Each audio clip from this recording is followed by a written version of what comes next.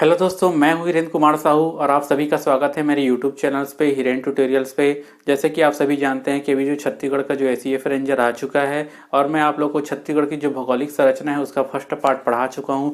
आज मैं आप लोग को पढ़ाऊंगा छत्तीसगढ़ का जो प्राकृतिक विभाजन के बारे में बताऊंगा। तो दोस्तों, जो छत्तीसगढ़ का जो प्राकृतिक विभाजन यदि हम जो देखते हैं तो प्रमुखता जो 4 पार्ट में अपन डिवाइड करते हैं। सबसे पहले क्या करते हैं, पूर्वी बुंदेलखंड का पठार होता है। दूसरा होता है आप लोग का जसपुर का सामरी पाट प्रदेश। तीसरा है आप लोग का छत्तीसगढ़ का मैदान और चौथा है आप लोग का दंडकारण्य का मैदान। ठीक है दोस्तों, तो छत्तीसगढ़ का जो प्राकृतिक विभाजन है हम इसको अपन 4 पार्ट में क्या करते हैं, डिवाइड करते हैं। आज की इस लेक्चर में मैं आप लोग को जो है चारों जो पार्ट है ना, जो चारों जो पार्ट है उसका कंपैरिजन में आप लोग को बताऊंगा। तो आप प्लीज मेरे चैनल्स को ज्यादा से ज्यादा लाइक कीजिए, सब्सक्राइब कीजिए और ज्यादा से ज्यादा शेयर कीजिए। ठीक है दोस्तों, तो सीधा चलते हैं हम जो है पूर्वी बुंदेलखंड का जो है पठार के बारे में। जो पूर्वी बुंदेलखंड का जो पठार है वो छत्तीसगढ़ के सबसे क्या है, टॉप मोस्ट पोर्शन में आता है। जो छत्तीसगढ़ है, ठीक है, यदि हम छत्तीसगढ़ की बात करते हैं तो छत्तीसगढ़ का सबसे जो टॉप मोस्ट पोर्शन है वो आता है हमारा पूर्वी बुंदेलखंड का पठार। और इसमें हमारा जो है 3 पार्ट रहता है। ये कन्हार बेसिन हो गया, इसमें जो है रिहन बेसिन है और इधर क्या है, चांग बकार की जो है पहाड़ी है। तो देखिए दोस्तों, जो पूर्वी बुंदेलखंड का जो पठार है वो हमारे छत्तीसगढ़ का जो प्राकृतिक के भौगोलिक की दृश्य से देखे तो वो 16.6% क्या करता है, वो कवर करता है। यदि हम उसी प्रकार ये जो है छत्तीसगढ़ का जो है पूर्वी बुंदेलखंड का पठार है किसके अंतर्गत आता है, तो ये किसके अंतर्गत आता है, ये गोंडवाना लैंड के अंतर्गत आता है। यदि हम यहाँ खनिज संपदा की बात करते हैं कि मुख्य रूप से जो पूर्वी बुंदेलखंड के पठार में कौन सा मुख्य रूप से खनिज पाया जाता है, तो वो पाया जाता है आप लोग का मुख्य रूप से कोयला खनिज पाया जाता है। ये कई बार पूछा गया है, ये आईएमपी है कि जो पूर्वी बुंदेलखंड पठार है उस एरिया में कौन सा रूप से खनिज जो है मुख्य रूप से पाई जाती है, तो आपको याद रखना है कोयला। उसके बाद आता है इसमें प्रमुख रूप से मिट्टी कौन सी है। यदि हम मिट्टी की बात करते हैं तो प्रमुख रूप से मिट्टी कौन सी है, तो इसमें मुख्य रूप से लाल पीली मिट्टी जो है पाई जाती है। यदि हम इसमें फसल की बात करते हैं कि इस रीजन में जो है मुख्य रूप से कौन सी फसल उगाई जाती है, तो मुख्य रूप से जो है मोटे अनाज की जो है फसल उगाई जाती है। ठीक है, यदि हम इसमें चोटी की बात करते हैं कि सबसे ऊंची जो चोटी है कौन सी है, जो हमारा जो है पूर्वी बुंदेलखंड के पठार में सबसे ऊंची चोटी है, तो सबसे ऊंची जो चोटी है वो देवगढ़ की चोटी है जिसकी ऊंचाई लगभग 1033 मीटर है। ठीक है दोस्तों, तो ये हमारा हुआ पूर्वी बुंदेलखंड का पठार। उसके बाद हम बात करते हैं कि दूसरा है हमारा जसपुर का सामरी पाट प्रदेश। जो जसपुर का सामरी पाट प्रदेश है ये सबसे कम क्या है, जो छत्तीसगढ़ के जो भौगोलिक संरचना है उसका सबसे कम पार्ट जो है ये क्या करता है, कवर करता है। यदि हम परसेंट के हिसाब से देखें तो ये है हमारा 4.59% क्या करता है, ये कवर करता है। ठीक है, अब देखते हैं ये मुख्य रूप से ये किस क्षेत्र में आता है। यदि हम भौगोलिक संरचना के हिसाब से देखें तो भारत के किस क्षेत्र के अंतर्गत आता है, तो ये आता है आप लोग का दक्कन ट्रेप के अंतर्गत आता है। ठीक है, यदि हम देखते हैं कि इस रीजन में मुख्य रूप से कौन सा खनिज पाया जाता है, तो इस रीजन में मुख्य रूप से कौन सा खनिज पाया जाता है, बक्साइट पाया जाता है। ठीक है दोस्तों, उसके बाद यदि हम मिट्टी की बात करते हैं तो मिट्टी इसमें मुख्य रूप से पाई जाती है आपकी लैटेराइट मिट्टी, जिसमें क्या फसल बोई जाती है, इसमें मुख्य रूप से बागवानी फसल क्या की जाती है, ली जाती है। उसके बाद यदि हम बात करते हैं कि ये जो रीजन है, ठीक है, जो जसपुर का सामरी पाट प्रदेश है, इधर हम बात करते हैं ये जसपुर का जो सामरी पाट प्रदेश है इसका सबसे टॉप मोस्ट चोटी कौन सा है, तो सबसे जो टॉप मोस्ट चोटी है वो है हमारा गौरलाटा। ठीक है, कौन सा है वो, गौरलाटा। वो कितना ऊंचाई है, वो 1225 मीटर उसकी ऊंचाई है।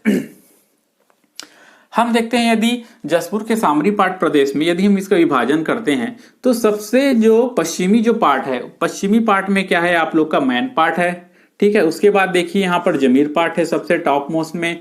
इसके बाद यहाँ पर जारंग पार्ट है, यहाँ पर आप देख सकते हैं सामरी पाट प्रदेश। इसके बाद है पंडरा पार्ट, इसके बाद क्या है आप लोग का जसपुर पाट प्रदेश है। ठीक है, तो ये याद रखना है इसमें कौन कौन सा पार्ट आते हैं। जसपुर के सामरी पाट प्रदेश में मैन पार्ट आता है, इसमें जमीर पार्ट आता है, सामरी पार्ट आता है, जारंग पार्ट आता है और पंडरा पार्ट और जसपुर पाट प्रदेश आता है। अब उसके बाद देते हैं हम जो है छत्तीसगढ़ का मैदान। ठीक है, जो छत्तीसगढ़ का ये जो मैदान है, जो छत्तीसगढ़ का मैदान है हम देखें तो जो छत्तीसगढ़ के जो भौगोलिक संरचना के हिसाब से सबसे ज्यादा पार्ट क्या करता है, वो कवर करता है। ये लगभग छत्तीसगढ़ का जो है परसेंटेज हिसाब से देखते हैं तो ये 50.34% क्या करता है, ये कवर करता है सबसे ज्यादा। जो छत्तीसगढ़ का जो मैदान है इसमें मुख्य रूप से शिवनाथ नदी और महानदी का पोर्शन वो आता है, क्योंकि छत्तीसगढ़ सबसे घनी आबादी भी इस रीजन में बसा हुआ है। छत्तीसगढ़ का जो शिवनाथ और महानदी जैसे दुर्ग भिलाई हो गया, अपना रायपुर हो गया, ये जो रीजन है जो छत्तीसगढ़ मैदान के अंतर्गत हमारे आते हैं। अब यदि देखते हैं कि इस रीजन में मुख्य रूप से कौन सा किस पार्ट के अंतर्गत आता है, तो ये आता है आपके कडप्पा पार्ट के अंतर्गत आता है। किसके अंतर्गत आता है, ये कडप्पा के अंतर्गत आता है। यदि हम इसमें देखते हैं कि जो मुख्य रूप से कौन सा खनिज पाया जाता है, तो इस रीजन में मुख्य रूप से आप लोग का पाया जाता है वो क्या है, चूना और डोलोमाइट सबसे ज्यादा पाया जाता है। यदि हम मिट्टी की बात करते हैं तो मिट्टी सबसे ज्यादा पाई जाती है, इसमें लाल पीली मिट्टी पाई जाती है। तो लाल पीली मिट्टी में हमको पता है कि धान की जो फसल है सबसे ज्यादा ली जाती है। यहाँ पर देख लीजिए धान का जो फसल है सबसे ज्यादा ली जाती है।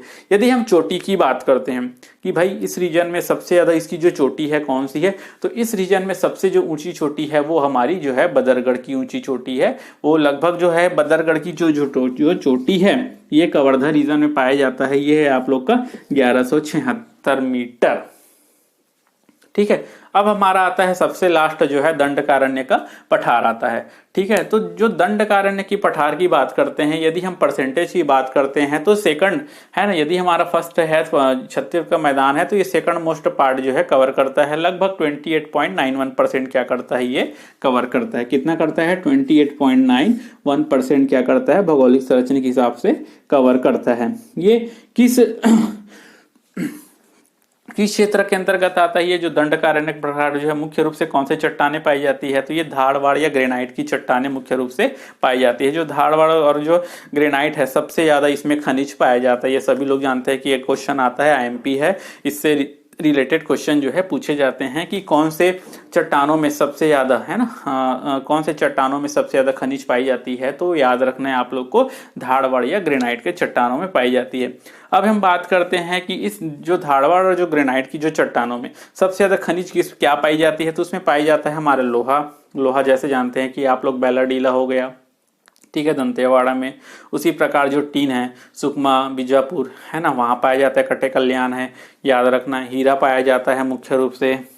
यदि मिट्टी की बात करते हैं तो छत्तीसगढ़ में जो बस्तर एरिया है, जो सुकमा और जो दंतेवाड़ा का जो रीजन है, वहां पर लाल दोमट और बलुई मिट्टी जो है मुख्य रूप से पाई जाती है। और वहां पर मुख्य रूप से जो फसल उगाई जाती है जो बस्तर आदिवासियों के द्वारा, तो वो है क्या है, कोदो कुट की। और सबसे जो लास्ट पॉइंट यदि हम बात करते हैं कि उसमें बस जो दंडकारण्य के पठार में सबसे ऊंची चोटी जो है, तो जो बैलाडीला में कौन सी चोटी है, वो बैलाडीला की चोटी है, वो 1210 मीटर ऊंचाई पे है।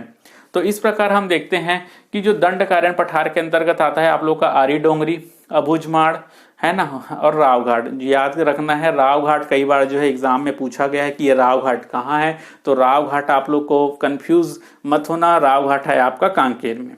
ठीक है, राव घाट कहाँ है आपको, कांकेर में। अबूझमाड़ कहाँ है, वो नारायणपुर। राव घाट की जो पहाड़ियाँ जो जनरली नारायणपुर और राव घाट में दोनों जगह पे है, लेकिन आयोग जनरली उसको कांकेर लेता है।